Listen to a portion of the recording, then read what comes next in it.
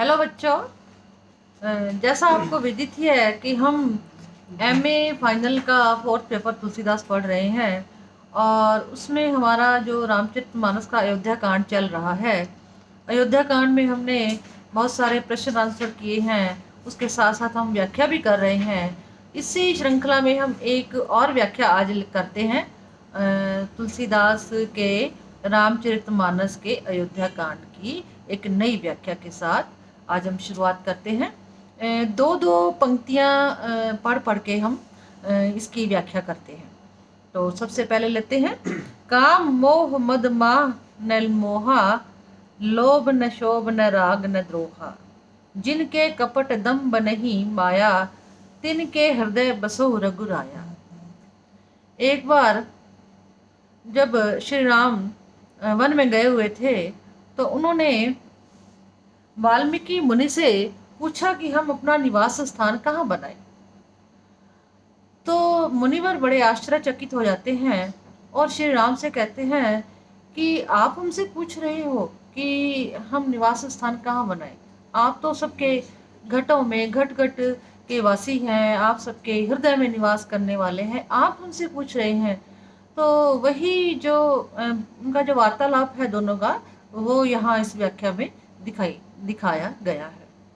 तो यहाँ जो वाल्मीकि है वो कह रहे हैं कि जिसके हृदय में कोई काम वासना नहीं है, कोई मोह नहीं है, कोई अहंकार नहीं है और किसी तरह का कोई लोभ लालच नहीं है, कोई क्रोध नहीं करता या कोई विरोध नहीं करता और कपटी नहीं है उनका मन, छल कपट नहीं करते हैं, दम्भ नहीं भरते हैं, अपनी भक्ति का दम, अपनी विद्या का दम। कुछ लोग ऐसे होते हैं कि मान लीजिए कोई भक्ति करता है बहुत ज़्यादा, या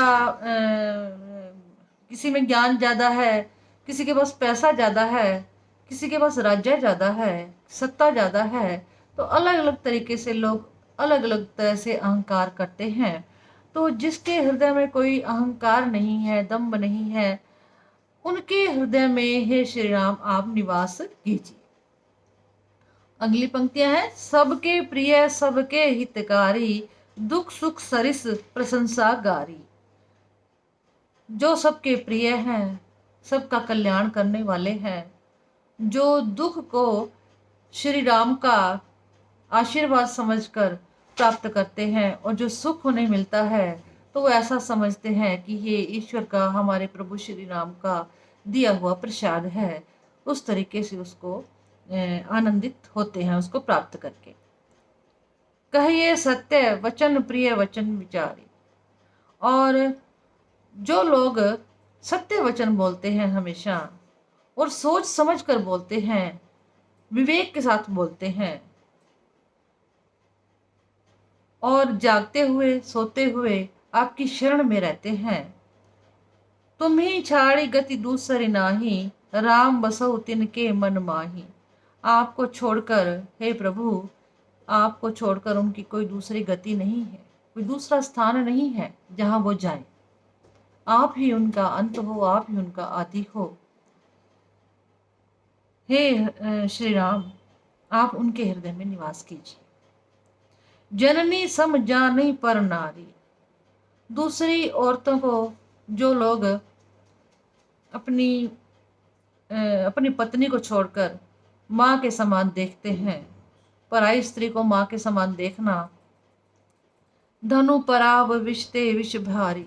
और दूसरों के संपत्ति को, धन को देखकर वो ऐसा सोचते हैं कि यह तो भयंकर से भयंकर विष है, जहर है, और उसका स्पर्श भी नहीं करते। ते हर्ष ही पर संपत्ति देखी, दुखित होई पर विपत्ति विसेखी। बहुत सारे ऐसे लोग हैं दुनिया में जो दूसरों की संपत्ति देख के मन ही मन ईर्ष्या करते हैं और दूसरों के दुखों की वो परवाह नहीं करते। लेकिन यहाँ पे मुनि वाल्मीकि कह रहे हैं कि जो लोग दूसरों की संपत्ति देखकर, उसका ऐश्वर्य देखकर, उसका वैभव देखकर, उसकी तरक्की देखकर बड़े हर्षित होते हैं, बड़े प्रसन्न होते हैं, बड़े आनंदित होते हैं, और दूसरों की विपत्ति देखकर बड़े दुखी हो जाते हैं। जिन्हें राम तुम प्राण प्यारे, तिनके मन शुभ सदन तुम्हारे। हे श्री राम, उनके तुम प्राण प्यारे हो, ऐसे व्यक्तियों के आप प्राणों से भी ज़्यादा प्यारे हो। उनका जो मन है वो आपके लिए सबसे बड़ा सदन है, सबसे अच्छा सदन है। वहाँ अपना निवास स्थान बनाइए। स्वामी सखा पीतु मातु गुरु जिन के सब तुम तात।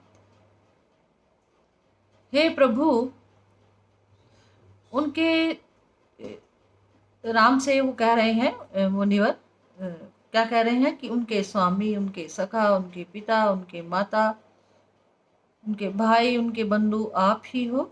मन मंदिर तिनके बस हो, सिय सहित दो भा। उनके मन रूपी मंदिर में आप सीता सहित दोनों भाई निवास कीजिए। तो यहाँ हम देखते हैं कि तुलसीदास ने बहुत ही अच्छी वाल्मीकि के माध्यम से बहुत अच्छी जो नीतियाँ जो हैं वो बताई हैं। बहुत अच्छे एक वचन बताए हैं कि मनुष्य किस प्रकार से प्रभु श्री राम को प्राप्त कर सकते हैं। हमारा जो हृदय है, अगर हम उसमें राम को बसाना चाहते हैं, श्री राम का घर बनाना चाहते हैं, तो हमें जो है वो अपना दुख छोड़कर, अपना सुख छोड़कर दूसरों का कल्याण करना चाहिए। धन्यवाद।